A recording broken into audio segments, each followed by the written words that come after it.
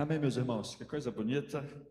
Nós vamos abrir a palavra do Senhor, nossa reflexão. Hoje é um dia de festa. Deus já falou conosco através de cada testemunho, através de cada batismo. Deus já falou, mas Ele pode falar um pouco mais.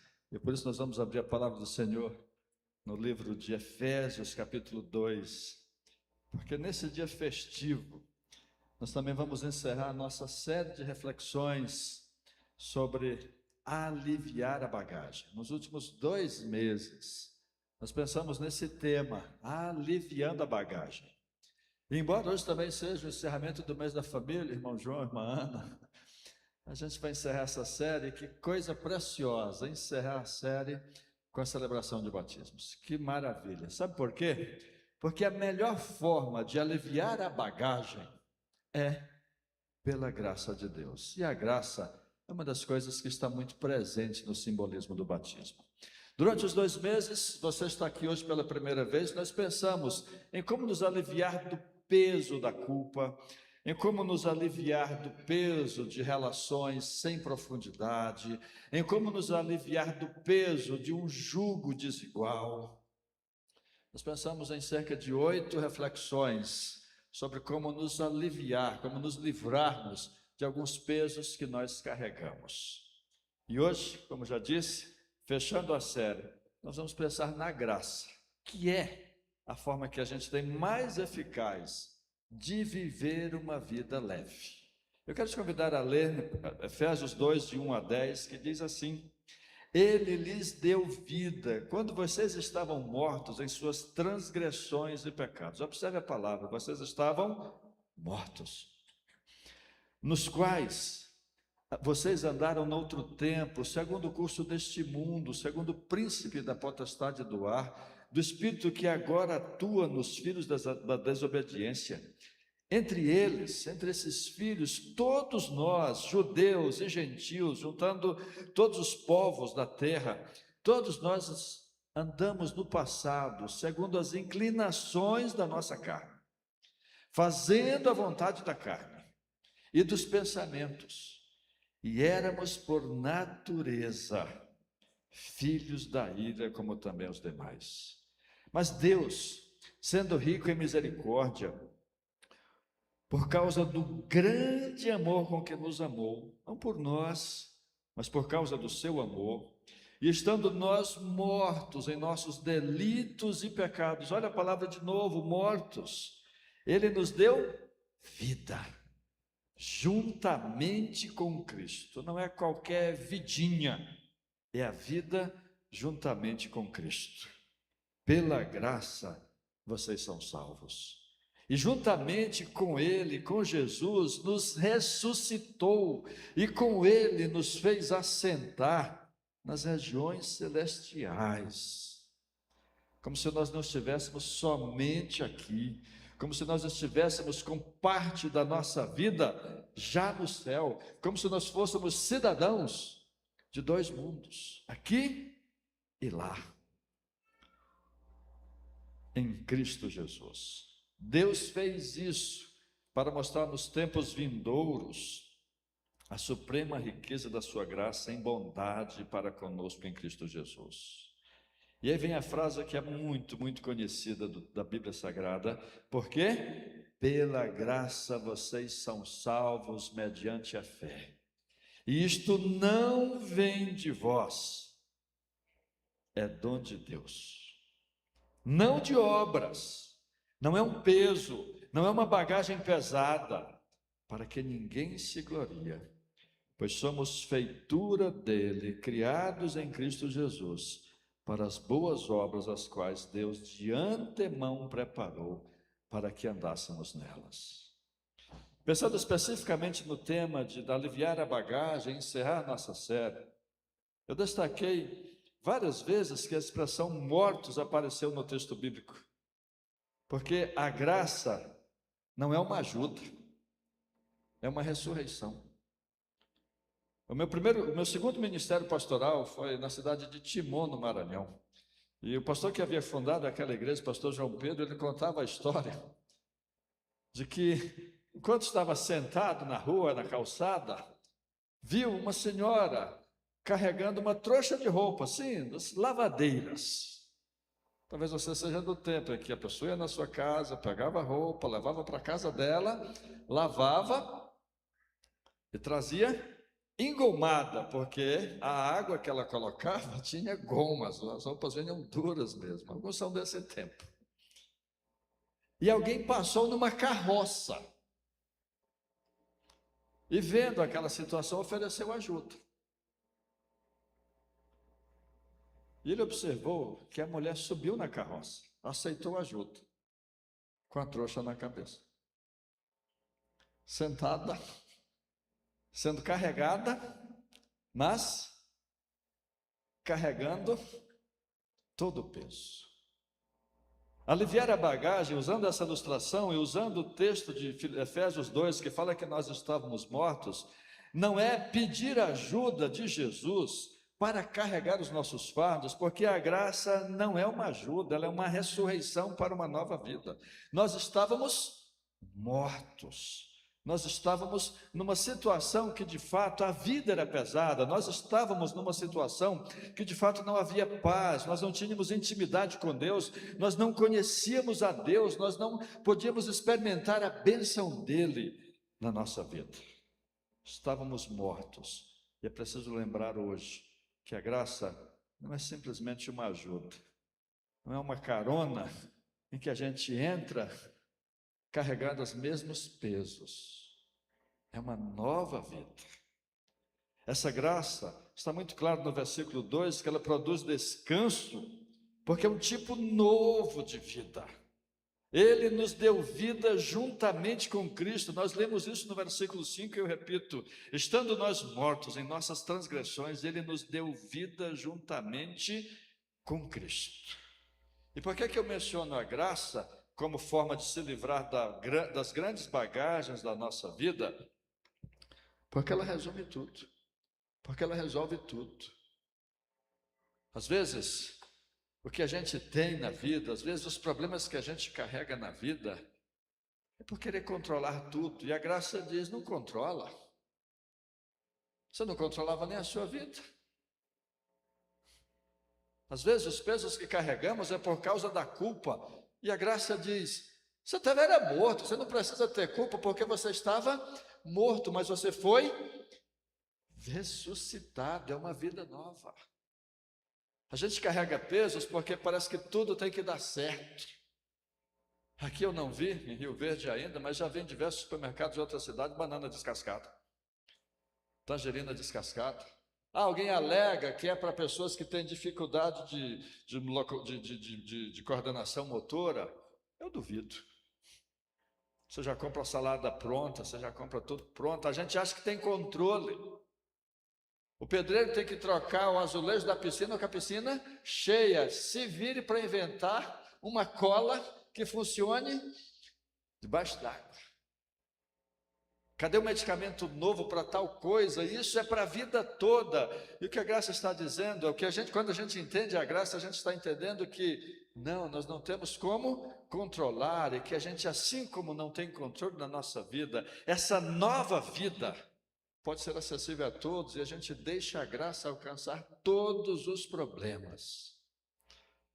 Eu já exerci uma função em que, se fosse nos tempos do que estamos vivendo agora, que é a chamada de N1, a norma que vai obrigar todo empresário a ser responsável até pelos problemas de saúde emocional dos seus funcionários, tem que fazer todo um levantamento, tem que fazer todo um risco de saúde psicoemocional, é o que está entrando em vigor agora. Eu já desenvolvi uma função que, se fosse por essa norma, eu poderia processar a empresa. Porque eu me sentia assediado, porque eu me sentia humilhado. E como eu podia sobreviver? Graça. A graça que me alcançou era capaz de alcançar aquela situação, e não é um comodismo, não é o jogo do contente, de ver que alguma coisa boa em qualquer circunstância, mas entender que é um tipo de vida diferente, é uma vida com Cristo, em que a gente não olha para as mesmas coisas. Sabe por que a graça alivia a bagagem? Porque a gente não vê mais a mesma bagagem. O que antes era um peso, com Cristo a gente vê como sendo leve, diferente. Jesus ensinou isso muito bem no Sermão do Monte. Ele disse: se alguém quer andar, te obrigar a andar 1 milha, anda 2. Se alguém quer te dar um tapa numa face, vira outra. Que loucura, não é? Que coisa sem fundamento para a nossa lógica. Porque não apenas a gente não controla, como a gente é o tolo, é o bobo, é o que é usado, é o que é passado para trás. Mas quando a gente entende a graça, a gente diz: quer saber? Eu estou acima disso. Essas coisas que estão acontecendo, esses comentários, essas coisas que não deram certo, esses sonhos não realizados, tudo isso, eu estou acima. Eu não vivo essa vida da comparação, eu não vivo essa vida do controle, eu não vivo essa vida do sucesso. Embora eu trabalhe, embora eu queira prosperar, mas eu vivo uma vida que é em Cristo. A graça, ela produz descanso também, porque como nós lemos no versículo 8, nós somos salvos por ela, não é algo que vem de nós. A palavra graça, ela tem origem em charis ou caris, dependendo de como você quer pronunciar o grego, que era, sabe o quê? Um presente do imperador no dia do seu aniversário. Quando o imperador fazia aniversário, ele então dava um presente para todos os soldados. Quem merecia presente? O imperador. Mas quem dava presente? O imperador. Por isso a ideia de graça é de um favor que nós não merecemos, e compreender e viver coisas que a gente não merece, e dar coisas para quem não merece, é viver acima da mediocridade, é viver acima das comparações, é ser capaz de andar a 2ª milha, é ser capaz de virar a outra face. O que só é possível quando nós entendemos e recebemos a graça que há em Jesus. Ela produz esse novo descanso, ela não é simplesmente uma nova religião, e ela produz uma nova humanidade, porque nós somos chamados pela graça, versículo 10, a viver boas obras. Com uma diferença: essas boas obras são leves, porque elas foram preparadas de antemão. Eu quero daqui a pouco destacar a turma que trabalhou hoje, mas antes de fazer isso, eu vou mencionar o que nós tivemos hoje. Nós estamos em um desafio de patrimônio na nossa igreja. Você que nos visita talvez não saiba, mas nós estamos numa ampla reforma. Primeiro, nosso templo precisava de manutenção, porque há 15 anos ele não passava por uma reforma. A gente está mudando algumas coisas, tirando escadas, colocando mais acessibilidade, tirando essas grades, inclusive com acessibilidade para pessoas da rua entrarem na nossa igreja, sabendo do risco de que a nossa igreja pode virar local de dormida de moradores de rua, sabendo de tudo isso. Mas é uma mudança muito radical. E sonhando com uma escola que vai fortalecer a educação da cidade de Rio Verde, com valores cristãos, com valores que esta cidade defende. E hoje nós fizemos um almoço para 900 pessoas. O que a gente tinha de comida, o que a gente tinha de carne, de churrasco, era para 900 a 1.000 pessoas. E não sobrou nada. Então, você não veio 900 ou 1.000 pessoas, mas nós fizemos para 900 ou 1.000 pessoas. Agora, se perguntar para cada um dos voluntários que começou a trabalhar na quinta-feira, fazendo churrasqueira, se perguntar para cada um dos voluntários que saiu daqui ontem à noite, e hoje às 6 da manhã já estava aqui de novo, você faria de novo o que ele vai dizer? Sim.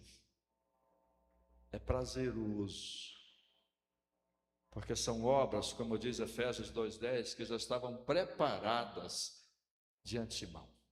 Nós somos chamados pela graça para viver uma nova humanidade.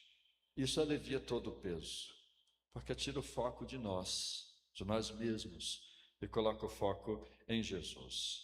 Eu queria fazer um teste de compreensão da graça com você. Eu queria que você prestasse bastante atenção no texto que eu vou ler, nas palavras que eu vou ler. É um teste para saber se você compreendeu a graça. Eu vou usar na primeira pessoa para que você pense em você. Combinado? Se você quiser fechar os olhos ou baixar a cabeça, talvez ajude, dependendo da sua capacidade de concentração. Eu entendo que a graça diz respeito ao fato de que eu sou aceito por Deus, sem a necessidade de qualquer coisa externa, nem mesmo as disciplinas espirituais, como oração e Bíblia. Você entende assim? Que você é aceito e amado por Deus, sem precisar de nada? Você entende que não há nada que você possa fazer que vai levar Deus a te amar mais? E você entende que não há nada que você possa fazer que vai levar Deus a te amar menos?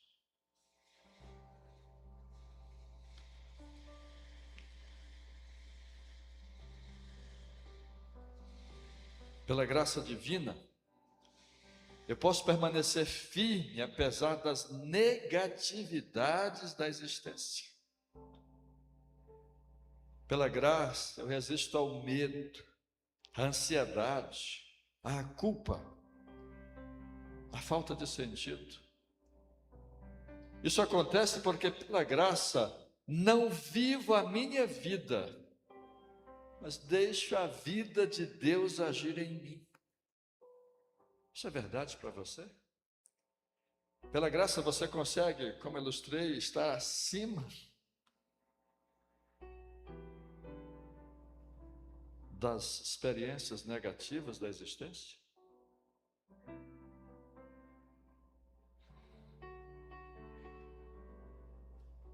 Pela graça, você é capaz de deixar a vida de Deus agir em você? Pela graça, tanto compreendo a mim mesmo, como ao mundo.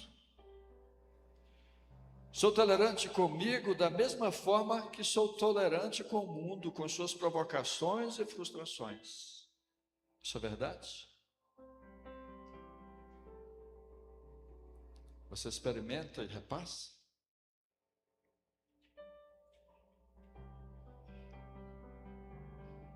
Pela graça de Deus, me aproximo mais dele, com amor, desejo e confiança. Pela graça eu vejo Deus como meu igual, no sentido de que Ele também anseia por mim. Pela graça você vive a experiência de que Ele deixa de ser um ser distante e passa a ser o seu Abba, paizinho, que tem prazer em você. Essa busca por Deus termina preenchendo todos os seus vazios. Pela graça, você pode dizer que não precisa de aceitação dos outros, nem de novas experiências.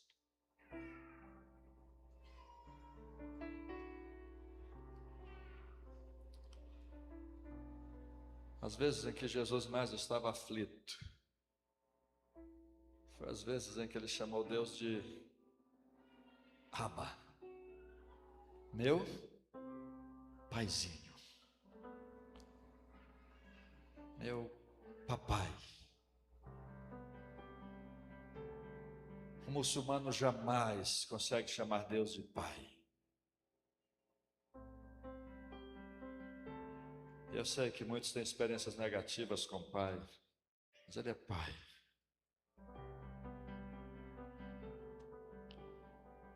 Pela graça de Deus, eu abomino o pecado, não por achar que Ele me separará do amor de Deus, mas por saber que pode trazer prejuízo à minha relação com Deus. Compreendendo a graça, a última coisa que eu quero é entristecê-lo. Isso é verdade para você? Quando você ama alguém, você não tem medo de perder. Quando você ama alguém, o medo que você tem é de deixar essa pessoa triste, mas de perder, jamais. Você sente isso com Deus? Pela graça de Deus, eu quero transformar tudo à minha volta. Olho para o mundo e para as pessoas com o olhar de Deus. Venço o egoísmo, a intolerância e sinto grande desejo de amar e servir. Não por desejo de realização ou por qualquer satisfação pessoal, mas por querer que todos experimentem o mesmo que experimentei. Um mendigo dizendo a outro: onde encontrar pão? Há 2 anos atrás, nós perdemos um dos nossos pastores, pastor Adilson, num acidente de carro. E a gente sonhava, e tivemos alguns encontros com essa finalidade, de ver aquele motorista ceando conosco aqui. Pela graça, o pai de uma filha estuprada pode sentar no mesmo banco do estuprador, não menosprezando a dor ou o crime, mas colocando uma dor muito forte como exemplo. Isso é verdade para você?